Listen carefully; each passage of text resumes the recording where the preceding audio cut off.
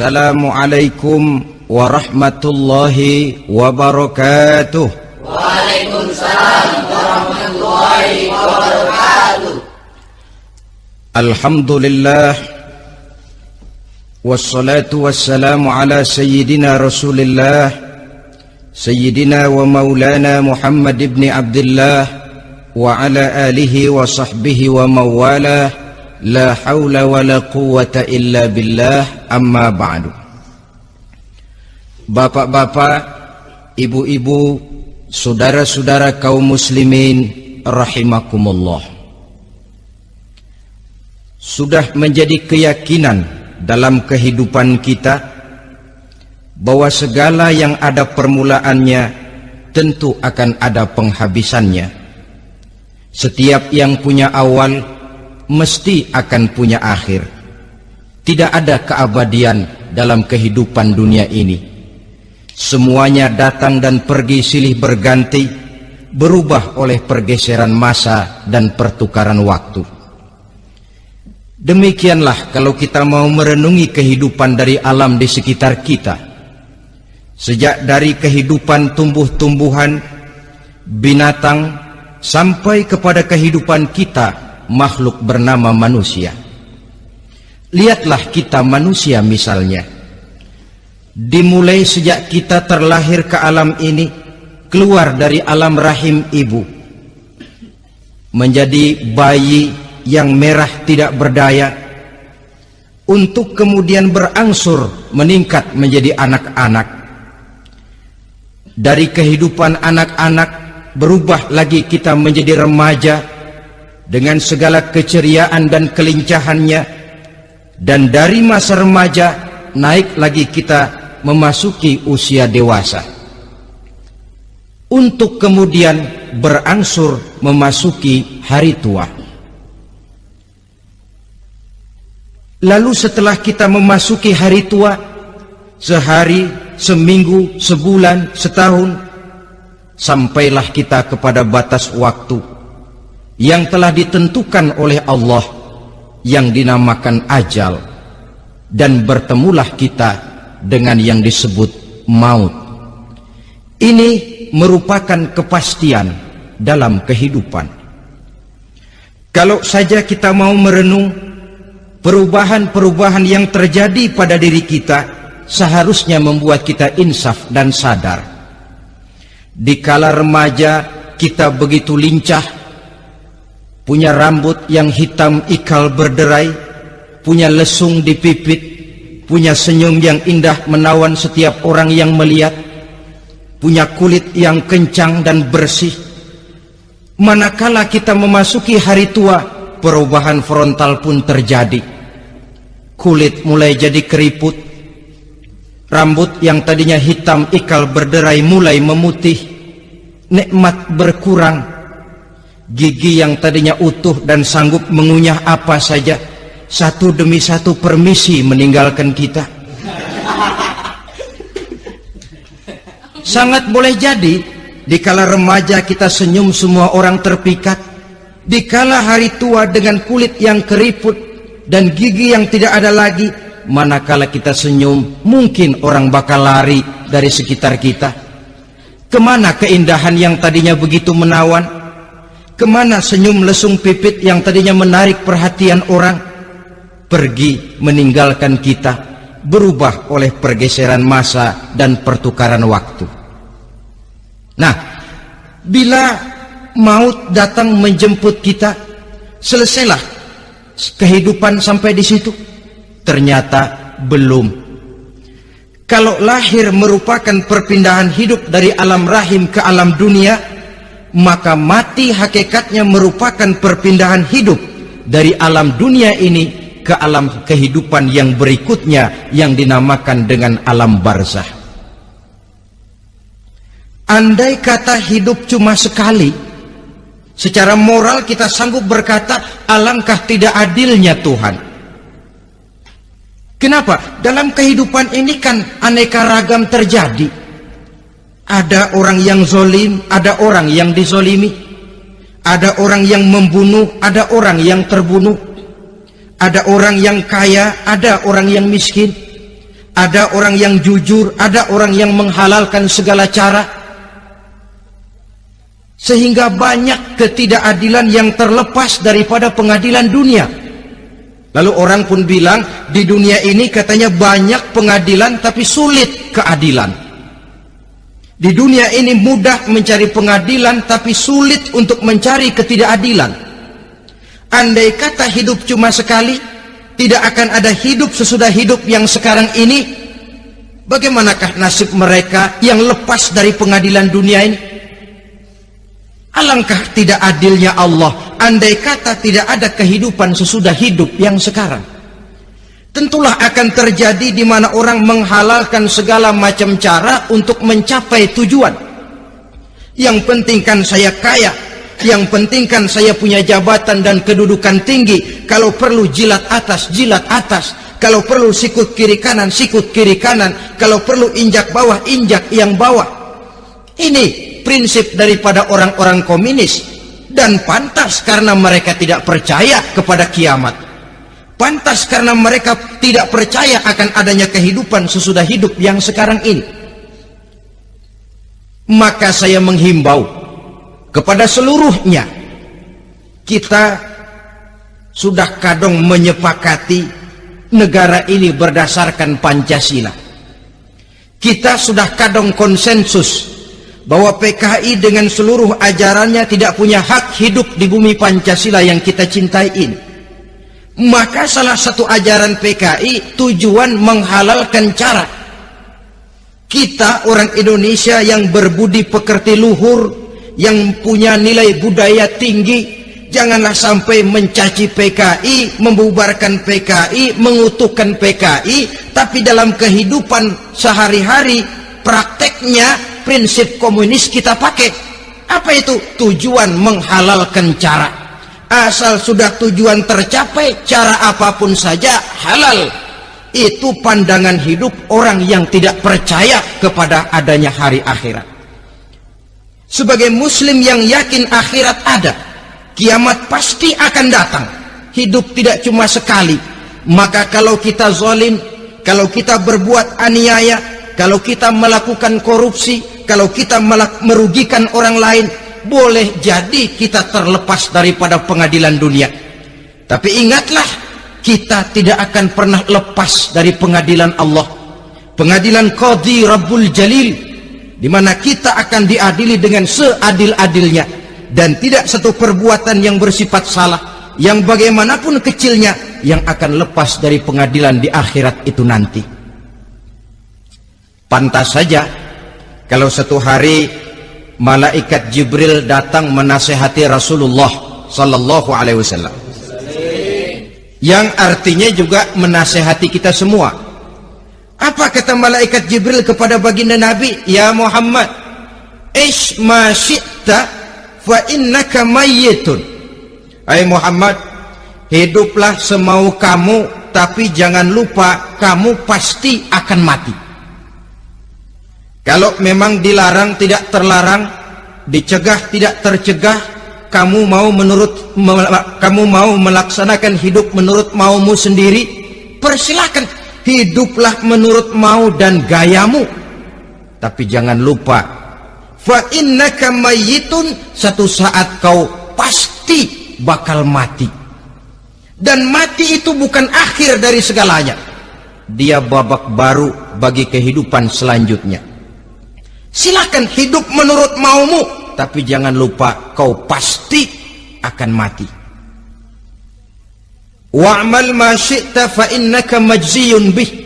Kerjakan apa saja yang kamu mau. Kalau kau mau menghalalkan segala macam cara, persilahkan halalkan segala macam cara. Tapi jangan lupa kau akan mendapat balasan dari seluruh amal perbuatanmu. Wa ahbib ma syi'ta fa innaka mufariquhu. Dan cintailah apa saja yang mau kau cintai. Kau cintai anak istrimu, silahkan. Kau cintai harta bendamu, tafadhal. Kau cintai tanah airmu, kau cintai pangkat dan jabatanmu, persilahkan. Tapi jangan lupa, fa innaka mufariquhu, kau pasti akan berpisah dan akan meninggalkan segala yang kau cintai itu. Apa artinya ini buat kita? Ternyata sesudah maut datang menjemput kita, ada kehidupan sesudah hidup yang sekarang ini. Ini yang mendorong kita untuk dalam kehidupan di dunia ini tidak melakukan prinsip saenake dhewe, semaunya sendiri saja, asal perut kenyang, asal pangkat tinggi, asal harta dapat. Masa bodoh dengan merugikan orang lain, masa bodoh dengan menipu orang lain. Iku jenenge saenake dhewe. Muslim tidak diajarkan. Ingat manusia, setelah kau mati, setelah kiamat datang, kau akan dibangkitkan, kau akan dimintakan pertanggungan jawab tentang kehidupan yang sekarang ini. Saudara hadirin, oleh sebab itu kalau kita bicara soal kiamat, soal akhirat, ini memang masalah yang gaib, yang sepenuhnya tidak bisa dicernakkan dengan kemampuan penalaran intelektual. Dasar di dalam membicarakan ini tidak lain adalah iman kita kepada Allah Subhanahu wa ta'ala. Bukan cuma zaman sekarang, dari zamannya Nabi. Orang itu kalau sudah bicara kiamat, bicara akhirat, ada yang ragu-ragu, ada yang menolak sama sekali. Bukan dari zaman sekarang, dari zaman dulu. Pernah kok satu saat Rasulullah itu dakwah menceritakan, saudara-saudara, akan terjadi kiamat di mana Allah akan membangkitkan manusia dari kuburnya untuk memintakan pertanggungan jawab. Ini dalam dakwahnya Nabi pidato macam itu. Apa reaksi orang? Yang beriman ya mantap, tapi yang tidak beriman, bajingan-bajingan Quraisy ini, mereka bertepuk tangan, mengejek, mencaci. Malahan ini yang luar biasa, ada dua orang kafir namanya Ubay bin Ka'ab dan Al-As bin Wa'il. Mendengar pidato macam ini, mereka buru-buru pulang ke rumah. Ngapain? Ngambil pacul. Lalu berangkat nyari kuburan tua. Dia gali itu kuburan, tulang-tulangnya diangkut, dibawa ke depan Nabi. Ya Muhammad, tulang-tulang yang udah hancur begini, siapa yang bisa ngidupin lagi? Yang macam-macam aja kamu Muhammad, nggak rasional, nggak masuk akal. Allah menjawab. Apa kata Allah? وَضَرَبَ لَنَا مَثَلًا وَنَسِيَ خَلْقَهُ قَالَ مَنْ يُحْيِي الْعِظَامَ وَهِيَ رَمِيمٌ قُلْ يُحْيِيهَا الَّذِي أَنْشَأَهَا أَوَّلَ مَرَّةٍ وَهُوَ بِكُلِّ خَلْقٍ عَلِيمٌ. Mereka memberikan perumpamaan kepada kami, kata Allah. Mereka melupakan asal kejadiannya. Mereka bertanya, siapa yang sanggup menghidupkan tulang belulang yang sudah hancur kayak begini? Qul yuhyiha allazi ansha'aha awwala marrah. Katakan kepada mereka Muhammad, yang akan menghidupkannya adalah dia yang telah menciptakannya pertama kali dulu. Kalau dia sanggup menciptakan, dia tentu lebih sanggup lagi untuk mengembalikan reproduksi ciptaan itu sebagaimana semula. Yang paling kasihan yang ragu-ragu. Akhirat itu ada apa enggak sih? Kiamat itu ada apa enggak sih? Lantaran ragu-ragu, terombang-ambing dia antara harapan dan putus asa, antara kenyataan dan idealisme. Ada yang buta sama sekali 100% terhadap keadaan-keadaan sesudah mati. Perhatian mereka hanya tercurah kepada kehidupan sebelum mati. Yang mereka perhatikan siang dan malam tidak lebih daripada urusan perut. Pergi pagi, pulang sore, peras keringat, banting tulang. Cuma soal makan, soal minum, soal pakaian, soal kendaraan, soal rumah tangga, soal anak, soal istri. Yang mereka pentingkan hanya soal-soal politik misalnya, ekonomi, pembangunan dan industri. Untuk soal-soal kayak begitu, giat betul, habis seluruh waktu untuk memikirkan meningkatkan kebudayaan, politik, sosial, ekonomi. Kadang-kadang kurang tidur, kurang istirahat, berkeliaran ke sana kemari ke tempat yang jauh-jauh, sampai kadang-kadang terkena stres, penyakit darah tinggi, ginjal, lever, untuk memikirkan hal-hal yang semata-mata karena dunia saja. Lantas boleh jadi mereka mendapatkan kekayaan yang berlimpah ruah, mendapatkan kedudukan yang tinggi, nama yang semerbak, dikenal orang di barat dan di timur, di utara dan di selatan. Tetapi alangkah kecewanya mereka jikalau datang ajal menjemput nyawa, mati mereka, meninggalkan harta yang banyak, nama yang masyhur. Mereka disebut dengan jasa-jasanya. Radio memberitakan, TV menyiarkan, koran-koran memuat. Bahkan nama mereka kadang-kadang dikenang 2-3 tahun setelah wafatnya. Tetapi dalam pada itu, roh mereka merintih, mengeluh, menderita, karena dilemparkan oleh Allah ke tempat-tempat yang kotor, penyesalan yang sudah tidak akan ada gunanya lagi. Saudara-saudara kaum muslimin rahimakumullah, oleh karena itu kehidupan akhirat bukanlah dongeng dan takhayul, bukan khurafat dan hayalan. Kehidupan akhirat, hari kiamat, adalah kebenaran dan kepastian. Dalam surah Al-Hajj ayat ke-7, Allah subhanahu wa ta'ala menyatakan, wa anna as-sa'ata atiyatun la raiba fiha wa anna allaha yab'asu man fil qubur, dan bahwasanya kiamat itu sesungguhnya adalah sesuatu yang pasti dan tidak ada keraguan-raguan lagi di dalamnya, dan bahwasanya Allah sungguh-sungguh akan membangkitkan manusia dari kuburnya masing-masing. Nah, kalau kita sudah yakin kiamat sesuatu yang pasti adanya, akhirat sesuatu yang pasti adanya, dari mana pembicaraan tentang kiamat ini kita mulai? Tentu dari diri kita. Marilah kita mencoba melihat proses perjalanan hidup ini sampai kita memasuki kiamat. Hadirin, tidak ada makhluk secantik manusia. Tidak percaya, pernah ke Ragunan? Nah, saudara masuk ke kebun binatang, segala macam makhluk ada di situ, ratusan macam jenis binatang. Bandingkan dengan saudara, kira-kira cakep mana?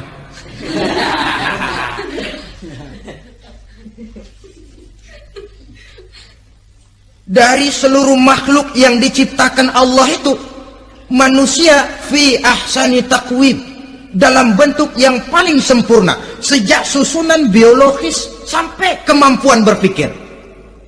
Biologis kita, ya Allah, diciptakan kita begini rupa, diberikan 2 kaki untuk berjalan, 2 tangan untuk bekerja, diberikan 2 mata, dua-duanya di depan.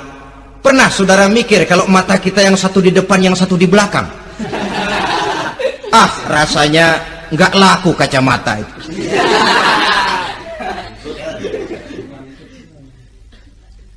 Diberikan hidung dengan 2 lubang, tahu betul Allah ke bawah lagi lubangnya. Coba pikir kalau lubang hidung kita menghadap ke atas, aduh, kalau musim hujan repot jagain hidung. Laqad khalaqnal insana fi ahsani taqwim. Sungguh telah kami ciptakan manusia dalam bentuk kejadian yang paling sempurna ketimbang makhluk-makhluk Allah lainnya.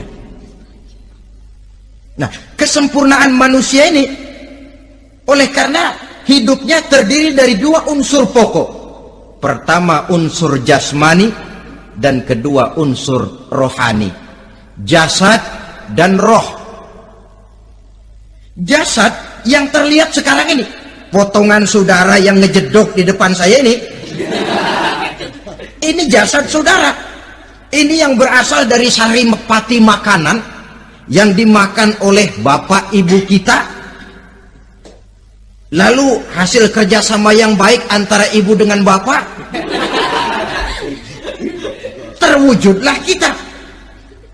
Kalimat langsungnya, jasad ini berasal dari tanah yang tadi berubah dari bayi, remaja, dewasa, meningkat hari tua. Yang berubah itu jasmani kita.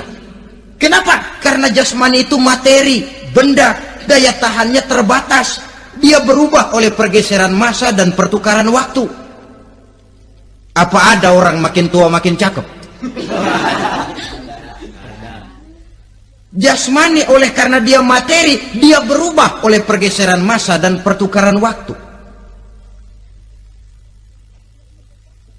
Nah, yang menyebabkan jasmani itu bergerak karena ada roh di dalamnya. Ini yang menyebabkan kehidupan. Ini yang menjadi sumber kehidupan, pusat kesadaran dan pengertian dalam kehidupan manusia. Tanpa roh dalam diri kita, maka jasad kita, pernah lihat orang mati? Nah, itu kalau orang mati, coba perhatikan. Apanya yang kurang? Kupingnya masih ada, tapi sudah tidak sanggup mendengar. Matanya masih lengkap, tapi tidak mampu melihat. Jangankan melihat, terbuka saja tidak. Mulutnya masih ada, tapi sudah tidak bicara lagi. Telinganya cukup, tapi sudah tidak sanggup mendengar. Kakinya lengkap, tapi tidak mampu lagi berjalan. Apa penyebabnya itu? Ternyata jasmani kita, jasad ini, manakala sudah ditinggalkan oleh roh, dia tidak akan bisa berdaya apa-apa. Tidak mampu berjalan, tidak pula berbuat, tidak pula bekerja apapun saja. Saudara-saudara, dua-duanya punya kebutuhan. Jasmani ada kebutuhannya, rohani pun ada kebutuhannya. Jasmani yang jelas perlu makan, perlu minum, perlu tidur, perlu pakaian, dan sebagainya. Nah, apabila saat berpisah datang, ajal sampai, berpisahlah roh dan jasad. Dan itulah yang dinamakan dengan maut. Jadi apa sih mati itu? Mati adalah berpisahnya roh dengan jasad. Sebab itu Islam sangat menganjurkan kita untuk banyak-banyak mengingat mati. Bagaimana caranya mengingat mati? Pertama, mati itu kan pasti. Kira-kira yang hadir di sini ada yang nggak mati nggak kira-kira? Semuanya bakal mati kan? Berani? Sekarang mau? Saudara, sebenarnya kalau kita merenung lebih jauh, orang itu tidak perlu takut mati. Walaupun tidak boleh terlalu berani menghadapi mati. Karena bagaimanapun takutnya kita kepada mati, toh dia pasti datang. Bagaimanapun beraninya kita mati, kalau belum ajal, ya tidak mati juga. Jadi muslim itu kan harus berani menghadapi hidup dan tidak takut menghadapi mati. Mati adalah sesuatu yang pasti. Muslim dianjurkan banyak-banyak mengingat mati dalam kehidupan. Caranya bagaimana? Pertama,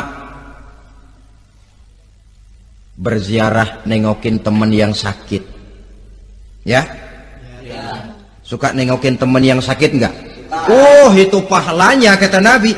Menengok orang yang sedang sakit lebih afdol daripada sholat sunnah 1000 rakaat. Apa pernah saudara sembahyang sunnah sampai 1000 rakaat? Nengokin orang sakit pahalanya lebih afdol daripada itu. Kenapa menengoki orang sakit mengingatkan kita kepada mati? Iya ya, ini teman saya yang kemarin segar banget, bercanda sama saya, ketawa sama-sama, sekarang terbaring tidak berdaya, hilang kemampuannya, hilang keceriaannya, sakit. Iya kalau sembuh, kalau ajal, iya sekarang giliran dia, kalau jatuh ke saya. lalu menghibur teman dengan kata-kata yang enak yang akan mendatangkan sugesti supaya dia cepat sembuh. Jangan nengokin orang sakit jujur, sakit apa lu? Perut. Emang teman gua kemarin sakit begini mati ya?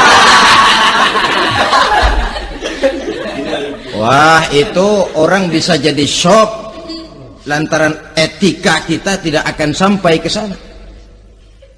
Menjenguk orang sakit akan mengingatkan kita kepada mati. Apalagi ziarah kubur. Ada yang orang tuanya sudah meninggal?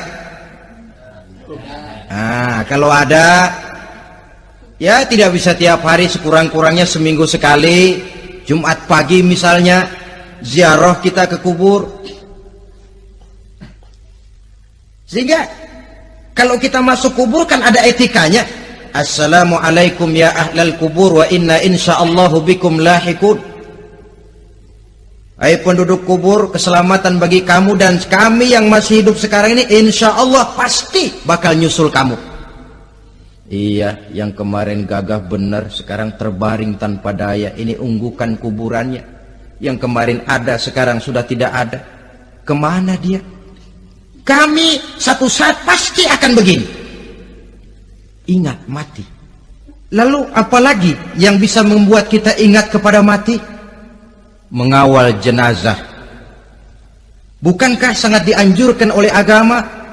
Bahkan kalau bisa sejak mengurusnya, memandikannya, mengkafankannya, menyolatkannya untuk kemudian mengantarnya ke kubur. Hari ini saya antar dia ke kubur, besok boleh jadi saya yang diantar orang. Hari ini saya solatkan dia, besok boleh jadi saya yang disolatkan orang.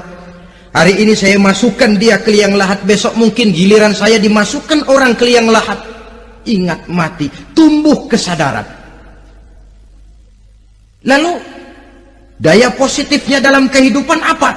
Nah, saudara-saudara hadirin, orang yang mengingat mati bukan lantas menjadi lemah dalam kehidupan, menjadi putus asa, sedikit semangat, terbentur kesulitan, mudah frustasi. Bukan itu tujuannya kita diperintah mengingat mati. Jelasnya Islam menganjurkan kita untuk mengingat mati guna maksud-maksud yang positif, supaya orang lalu sadar hidup ini cuma sebentar. Maka mumpung hidup, nah ini mumpung, tapi mumpung yang baik. Mumpung hidup, maka hidup yang singkat ini harus saya pergunakan dengan sebaik-baiknya, melakukan kebajikan yang sebanyak-banyaknya, menjauhkan rasa malas, menunggu keajaiban yang datang dari langit, berleha-leha, bermain-main, sementara maut kalau dia datang tidak pernah main-main. Pantas kalau seorang penyair bernama Syauqi memesankan, tazawwad bittaqwa fa innaka la tadri idza hanna al-lailu hal ta'ishu ila al-fajri, kam min sahihin mata min ghairi illatin wa kam min alilin 'asha hinan minad dahri. Persiapkan dirimu dengan takwa, sebab kamu tidak tahu apabila malam datang kamu masih bisa hidup apa enggak besok pagi. Apa ada jaminan saudara yang kumpul di depan saya malam ini besok masih bisa hidup? Tidak. Ada jaminan? Tidak ada sama sekali. Kam min sahihin mata min ghairi illatin. Berapa banyak orang sehat mati nggak pakai sakit lagi. Sebabnya kadang-kadang ringan saja. Ada yang cuma jatuh di kamar mandi mati. Ada yang cuma ketiban pensil. Iya, kalau ketiban pensil 3 peti masa nggak mati. Ta'addadatil asbab wal mautu wahid. Sebabnya boleh jadi macam-macam, tapi mati satu juga, yaitu mati. Dia seperti kelapa yang terlalu tua jatuh ke bawah, yang kembang baru keluar pun jatuh ke bawah. Itulah mati. Dia datang menjemput yang bayi, dia datang mengambil yang anak-anak, dia datang juga kepada yang remaja, kepada yang dewasa, kepada yang tua sekalipun. Jangan yang remaja lalu berpikir, gua rasanya masih jauh banget mau mati. Ini sesuatu yang pasti yang kita tidak pernah diberitahu kapannya. Kalau dikasih tahu kapannya kan kita bisa, umpama malaikat maut datang ke rumah saya, saudara Zainuddin kau mati 80 tahun lagi. Oh saya kan berhitung, masih lama, poya-poya aja dulu Tapi ini tidak pernah diberitahu kepada kita.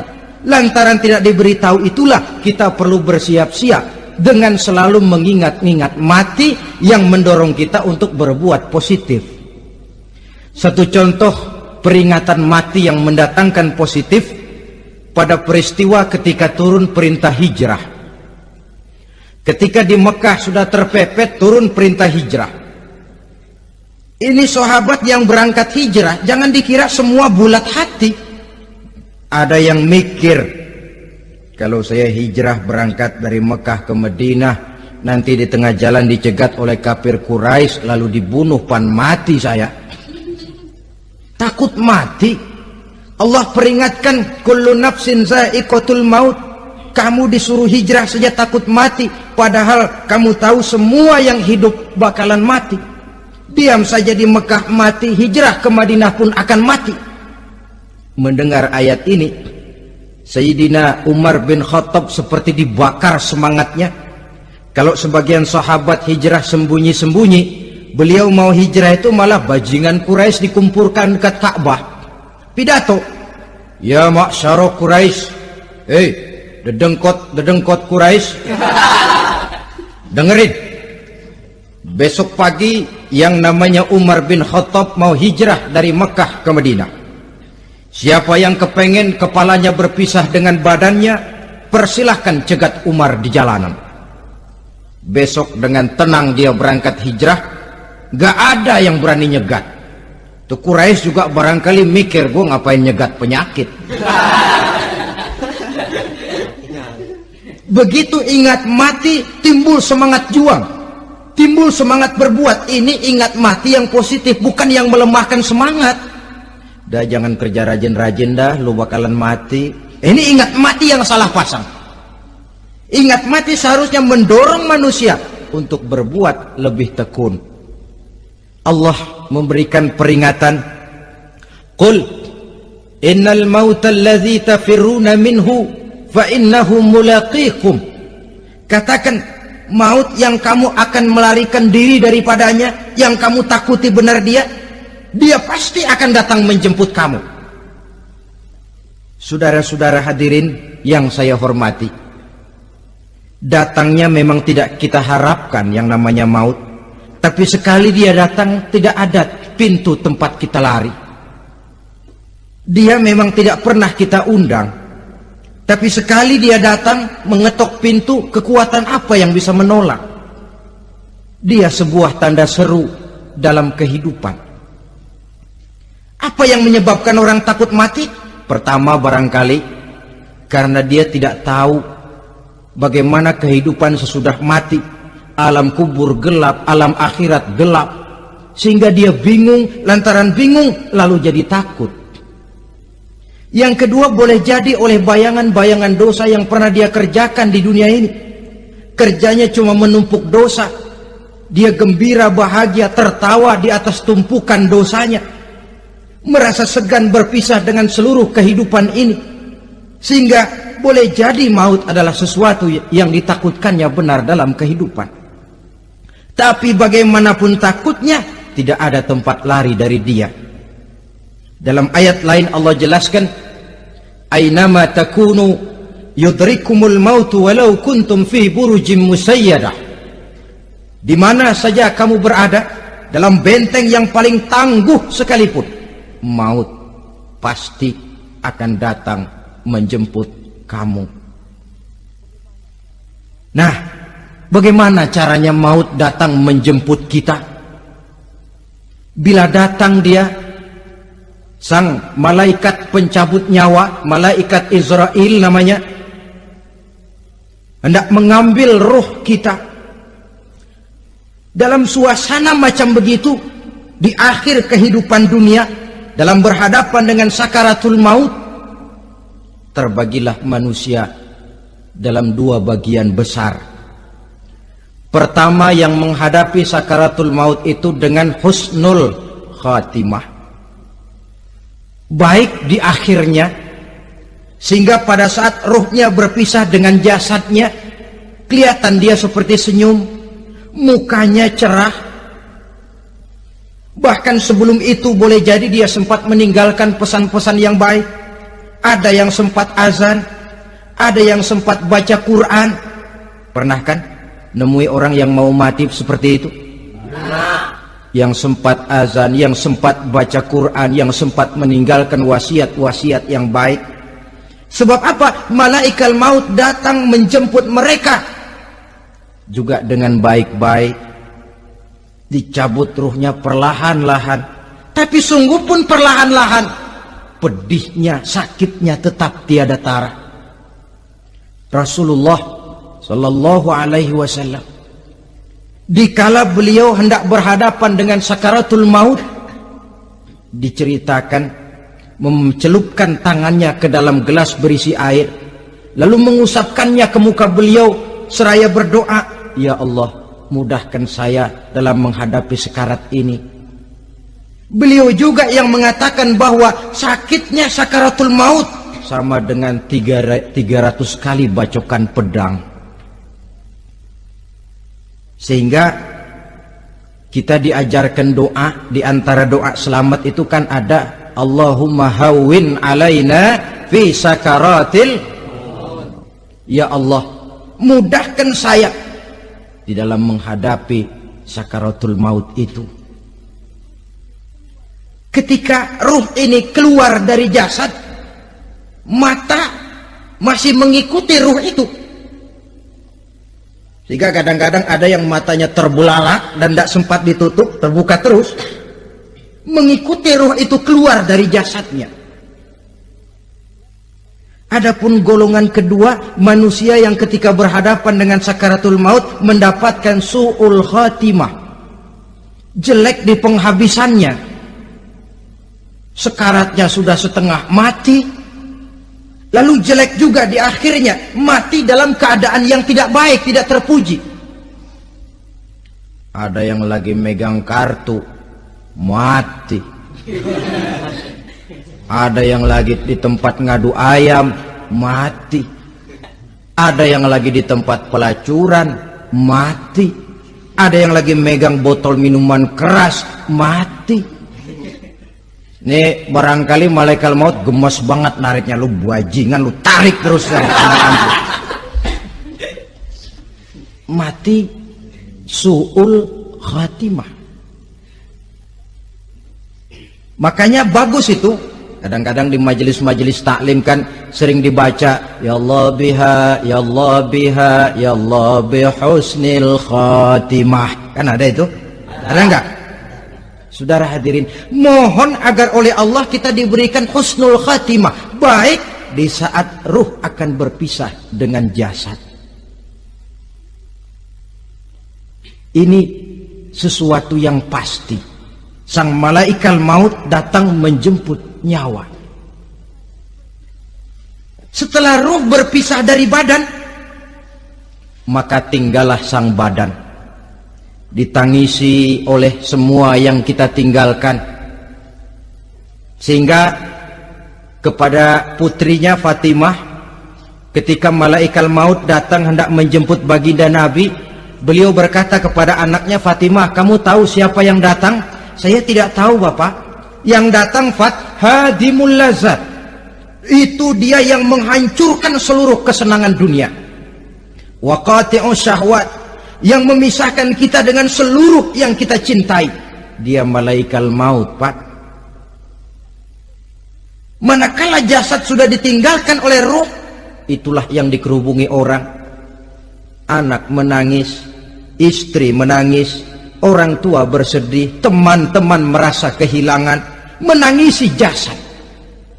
Diuruslah jasad kita, dimandikan sebagaimana mestinya, dikafankan dengan kain putih 3 lembar, itu yang hendak kita bawa kembali ke tempat asal kita. Pakaian sutra, jas yang mereknya Switzerland wool, kain yang Samarinda, sepatu yang Belly atau Beltoni, jam tangan yang Rolex, kendaraan yang serba mewah. Tidak ada yang menyertai kita. Kain putih 3 lembar itu saja lagi. Demi setelah dikafankan, dibujurkan kita menghadap ke arah kiblat, orang banyak pun datang menyolatkan kita dengan 4 takbir, diiringi dengan doa. Lalu upacara pelepasan, berangkat kita meninggalkan anak, istri, suami, kampung halaman, tanah air, bahkan alam dunia ini. Selamat tinggal alam dan seluruh isinya. Tinggallah yang tinggal. Saya akan kembali ke tempat asal dari mana saya datang, untuk kembali mempertanggungjawabkan seluruh perbuatan saya dalam kehidupan ini. Manakala upacara pelepasan selesailah sudah, dimasukkan kita ke keranda jenazah, digotong orang, bismillah wa ala millati rasulillah, dibawa ke tempat peristirahatan terakhir katanya. Padahal dulu kalau mau kita istirahat, ke villa lah kita, ke Bali lah kita, ke Hong Kong lah kita, ke tempat-tempat tamasya yang indah. Oh, rupanya akan sampai juga perjalanan menuju tempat peristirahatan terakhir yang luasnya tidak akan lebih dari 2 kali 1 meter. Diusung orang kita, diantarkan orang banyak. Manakala sampai ke atas liang lahat, pengusung jenazah dibuka, diturunkan kita ke liang lahat, dibaringkan. Gumpalan tanah akan jadi bantal kita. Muka dibuka, dihadapkan ke arah kiblat. Setelah itu ditutup liang lahat kita dengan kayu. Masih belum kurang, diuruk dengan tanah. Yang menguruk orang-orang yang tadinya mencintai kita, menyayangi kita. Tapi ketika jasad sudah ditinggalkan ruh, habis rupanya cintanya. Coba jasad kalau sudah ditinggalkan ruh, 3 hari aja di rumah, serem. Ya mayit, siapa yang betah nemenin mayit? Lalu bila upacara pemakaman selesai, maka berusahalah semuanya. Para pengantar akan kembali ke rumahnya masing-masing. Maka masuk kita ke alam kehidupan, yaitu yang disebut alam barzakh atau alam kubur. Apa selesai hidup sampai di situ? Tidak. Hanya beberapa langkah setelah yang mengantar kita pulang. Diriwayatkan dalam hadis Bukhari dan Muslim, bila seseorang sudah diletakkan di kuburnya, lalu yang mengantar kembali pulang, maka roh si mayit akan dapat mendengar bunyi terompah orang yang pulang itu. Bunyi terompahnya terdengar. Datang 2 malaikat menanyakan dia dengan pertanyaan-pertanyaan yang kalau bisa dijawab dengan betul, 2 malaikat yang bernama Munkar Nakir akan bilang, jawabanmu betul, tenanglah kau di sini, naumatal arus, tidurlah kau di sini seperti tidurnya pengantin. Orang yang baik-baik di alam kuburnya akan mendapat nikmat kubur, sehingga masa penantian yang lama. Sebab jangan lupa, kita masuk ke kubur itu kan menunggu sampai datangnya hari kiamat. Jadi kalau kiamat umpama masih 1000 tahun lagi, ya 1000 tahun kita menunggu. Orang yang baik-baik penantian di alam kubur, kata malaikat, naumatal arus, tidurlah kamu seperti tidurnya pengantin. Bagaimana sih tidurnya pengantin? Nggak berasa. Iya, kata anak sekarang, endah aja udah. Begitu mendusin pagi, kata lakinya, malam sebentar bener ya Neng. Sebentar betul katanya malam. Ya tentu saja tidak terasa. Kenapa? Dia tidak pernah memikirkan waktu. Terbawa oleh kenikmatan dan kelezatan yang dirasakannya dalam kehidupan. Tapi orang kafir, orang yang dosanya bertumpuk, tidak sanggup menjawab pertanyaan dua orang malaikat, maka dia akan mendapat azab di alam kuburnya terus menerus siang dan malam sampai datangnya hari kiamat. Ibarat maling ayam ketangkep, belum masuk pengadilan udah digebugin duluan. Kan begitu kan? Ada maling ayam nggak di sini? Nah, itu yang nyaut tadi pengalaman itu. Di sidang belum divonis, belum digebugin babak belur. Saudara hadirin, maka alam kubur bisa merupakan raudhatun min riyadil jannah, taman di antara taman-taman surga, pun juga bisa merupakan hufratun min hufarin niran, menjadi liang daripada neraka.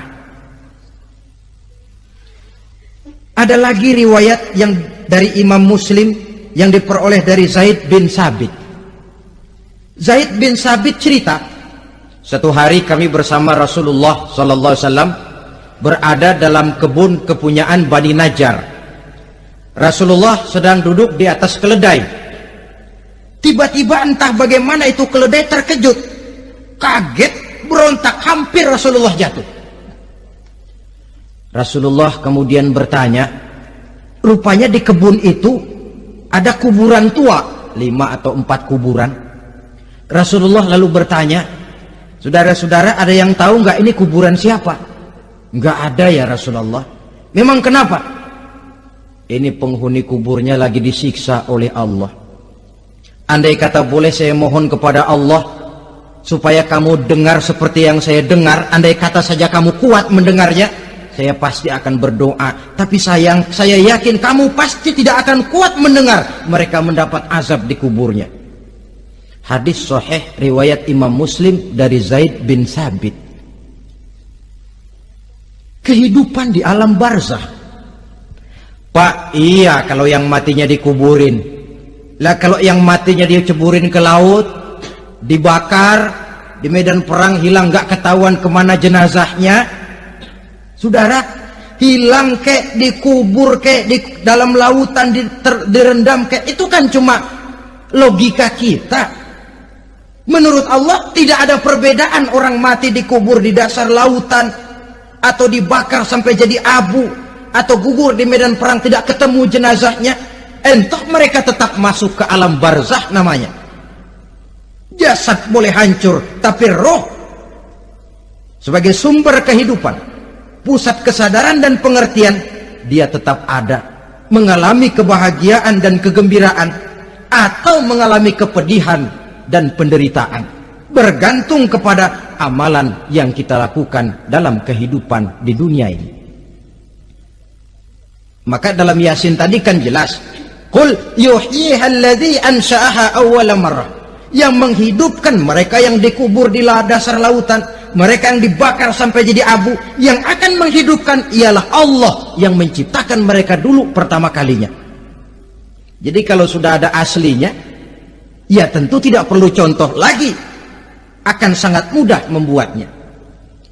Orang tua kita, keluarga kita yang sudah berpulang, mereka di alam barzah sekarang ini bisa mendapat nikmat kubur, bisa mendapat azab kubur, bergantung amalan mereka dalam kehidupan di dunia ini.